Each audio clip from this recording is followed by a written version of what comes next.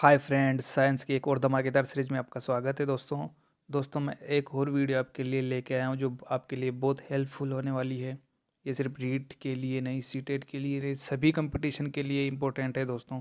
जो मैं साइंस के मॉडल पेपर करवा रहा हूँ दोस्तों, वो हर कंपटीशन के लिए इम्पोर्टेंट है। इन्हीं में से क्वेश्चन बनते हैं, इन्हीं में से आएंगे और मैं आपको 2500 से भी ज़्यादा क्वेश्चन करवाने वाला हूँ दोस्तों। तो आप चैनल को सब्सक्राइब कर लेना। अगर आप चैनल को सब्सक्राइब करते हो और मेरी सारी की सारी वीडियो अगर आप साइंस की देखते हो, तो मैं दावे से कहता हूँ दोस्तों, सारे क्वेश्चन आपको इसी में से मिल जाएंगे।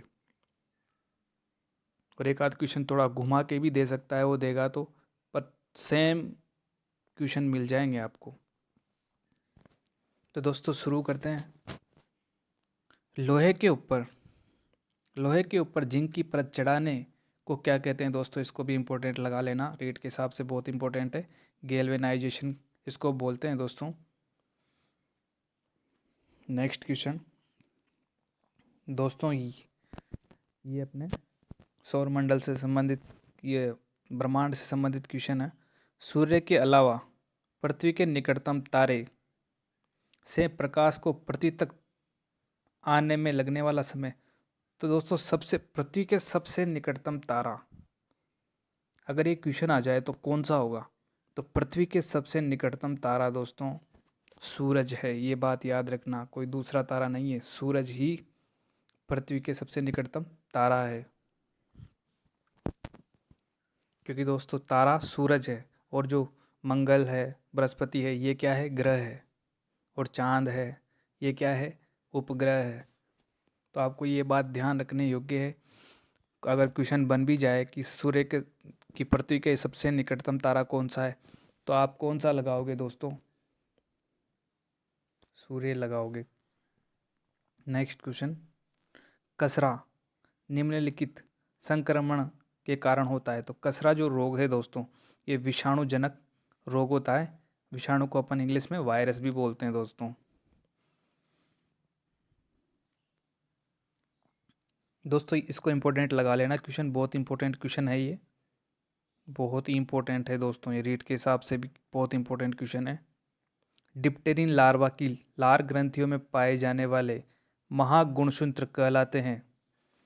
तो पोलिटीन क्रोमोसोम्स हम उनको कहते हैं, क्रोमोसोम को हिंदी में गुणसूत्र बोलते हैं दोस्तों। ये बात आपको पता होना चाहिए। और जो जीन्स होते हैं, जीन अनुवांशिकता की इकाई किसे बोलते हैं अपन? जीन को। तो जीन के वाहक अगर पूछा जाए कंपटीशन में कि जीन का वाहक किसे बोलते हैं, तो क्रोमोसोम को ही जीन का वाहक बोला जाता है। क्योंकि क्रोमोसोम होते हैं वो गुणसूत्रों के ऊपर उपस्थित होते हैं दोस्तों। नेक्स्ट क्वेश्चन, अनोक्सी श्वसन। दोस्तों ये बहुत इंपॉर्टेंट क्वेश्चन है, कई बार कंपटीशन में पूछा गया है। अनोक्सी श्वसन का अंतिम उत्पाद होता है तो इथाइल एल्कोहल। ये बात ध्यान रखना दोस्तों, अनऑक्सीशोषण की प्रक्रिया से जो अंतिम उत्पाद में प्राप्त होता है वो इथाइल एल्कोहल। इसको तो इम्पोर्टेंट लगा लेना दोस्तों, 5 स्टार लगा लेना। ये क्वेश्चन किसी न किसी कंपटीशन में आता ही रहता है दोस्तों। रीट के लिए बहुत इंपॉर्टेंट सीरीज है दोस्तों। इसमें से आपको क्वेश्चन मिल जाएगा, एनसीईआरटी की बुकों से ये लिया गया है। आरबी ऐसी की बुकों में से सारा निचोड़ इन क्वेश्चनों के अंदर आपको मिल जाएगा दोस्तों। चैनल को सब्सक्राइब जरूर कर लेना। चिकनगुनिया होता है तो ये अनुवांशिक रोग नहीं होता है दोस्तों। ये भी नहीं होता।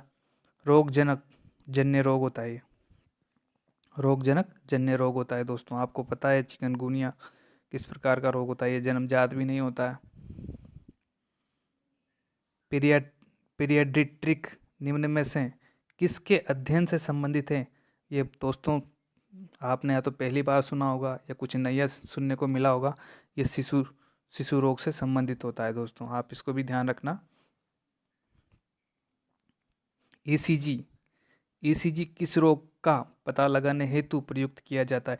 ईसीजी से संबंधित क्वेश्चन बहुत सी बार पूछे जाते हैं दोस्तों। रीट के हिसाब से ये बहुत इंपॉर्टेंट टॉपिक है। ईसीजी इसकी खोज करता है, इसके टीके की खोज करता है। किससे संबंधित है? ये हृदय से संबंधित है। दोस्तों ये क्वेश्चन धोनी का है और धोनी का भी बहुत इंपॉर्टेंट क्वेश्चन है। मनुष्य के लिए शोर का सहन सीमा करीब करीब होती है। मतलब शोर होता है तो दोस्तों वो जो 60 के लगभग ऊपर होते हैं ना, उनको अपन शोर के अंदर शामिल करते हैं। तो शोर के अंदर भी सहन सीमा अपनी कहाँ तक की सहन सीमा है, तो इन ऑप्शनों को हम देखते हैं तो 85 होता है, ये अपनी सीमा तक है। इससे ज़्यादा अपन सहन नहीं कर सकते हैं दोस्तों। प्रोड्यूस गैस केमिस्ट्री का बहुत इंपॉर्टेंट क्वेश्चन है। प्रोड्यूस गैस किसका मिश्रण होता है, तो carbon monoxide plus nitrogen CO plus NO2। आपको ध्यान रखना दोस्तों, ये क्वेश्चन रीट में पूछा गया है दोस्तों।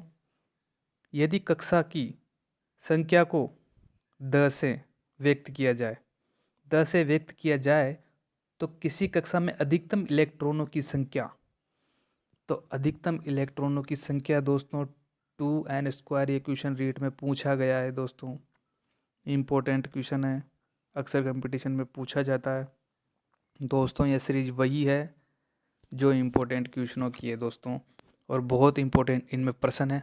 सारी वीडियो आप देख लिया तो शायद रीट में एक भी क्वेश्चन इनसे बाहर नहीं जाने वाला है दोस्तों।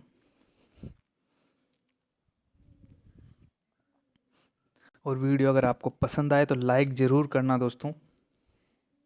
एक रासायनिक पदार्थ जो रक्त का थक्का बनाता है, फिलोक्विनोन। हर क्वेश्चन इंपॉर्टेंट है, आपको भी देखकर लग रहा होगा कि ये क्वेश्चन बहुत इंपॉर्टेंट है और पूछे गए होंगे। ये आपने कभी देखा भी होगा कंपटीशन में इस प्रकार के क्वेश्चनों को। रक्त का थक्का किस विटामिन इसके लिए सहायक होता है, तो विटामिन के रक्त के थक्के के लिए सहायक होता है, आपको पता होगा। नेक्स्ट क्वेश्चन, मुख्य वायु प्रदूषक होता है, तो दोस्तों मुख्य वायु प्रदूषक के अंदर अपन CO को, कार्बन मोनोऑक्साइड को शामिल करते हैं। क्योंकि दोस्तों आपको पता है कि वाहनों से जो गैस निकलती है वो कार्बन मोनोऑक्साइड ही होती है दोस्तों, जो बहुत हानिकारक होती है अपने श्वसन के लिए, अपने शरीर के लिए बहुत ही ज़्यादा हानिकारक ये गैस मानी जाती है। और CO2, इसके बारे में आपको पता होगा दोस्तों, ये ग्रीन हाउस प्रभाव, हरित ग्रह प्रभाव के लिए जिम्मेदार गैस है। अगर हरित ग्रह प्रभाव की बात की जाए क्वेश्चन में, तो आपको कौन सी गैस लगानी होगी दोस्तों, CO2 और NO2 सबसे ज़्यादा मात्रा में अपने वायुमंडल में पाई जाने वाली गैस है। ये तीनों फैक्ट आप ध्यान रखना दोस्तों।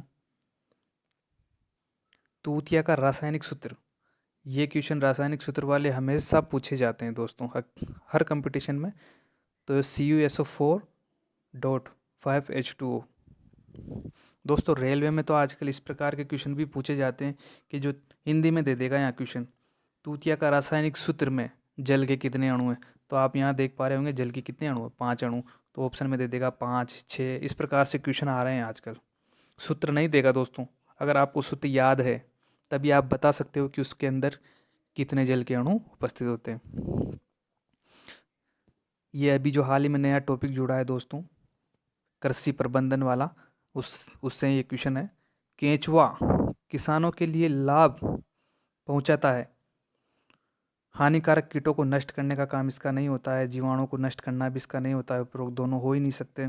भूमि को पोला करने से, क्योंकि दोस्तों ये जो होता है ना, ये ज़मीन के अंदर रहकर मिट्टी को पोला करता रहता है, उससे फसल अच्छी होती है, इसलिए इसको किसान का मित्र भी कहा जाता है दोस्तों।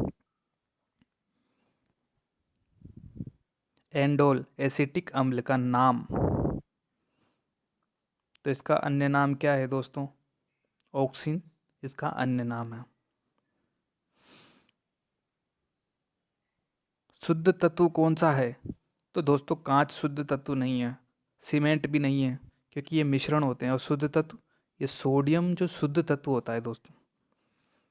आपको सीरीज कैसी लग रही है आप मुझे कमेंट करके ज़रूर बताना दोस्तों, ताकि मैं आपके लिए ऐसी बहुत सारी वीडियो सीरीज लेके आने वाला हूँ दोस्तों, जो इम्पोर्टेंट आपके लिए रहने वाली है। आप मुझे कमेंट करके बताओगे तभी मैं आगे कुछ सोच पाऊँगा। दोस्तों आप वीडियो को लाइक भी नहीं करते हैं, लाइक ज़रूर किया करो। ये कंप्यूटर से संबंधित क्वेश्चन है। कंप्यूटर आंकड़ों में अशुद्धि को कहा जाता है। तो आपको पता है कि कंप्यूटर में जो आंकड़े होते हैं उनमें कभी कभी अशुद्धि हो जाए तो उसको बग कहा जाता है दोस्तों।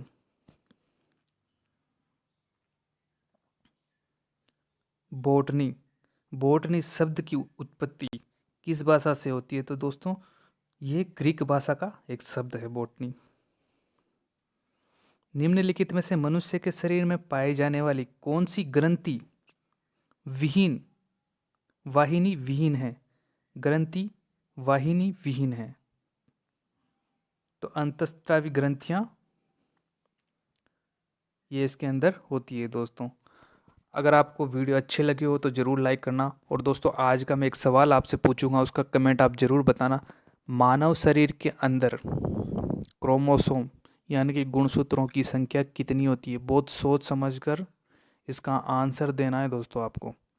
मानव शरीर के अंदर कितने गुणसूत्र होते हैं इसकी बात मैं कर रहा हूँ। आप मुझे कमेंट करके ज़रूर बताना, ताकि मैं भी तो पता चले कि आपकी तैयारी कितनी है।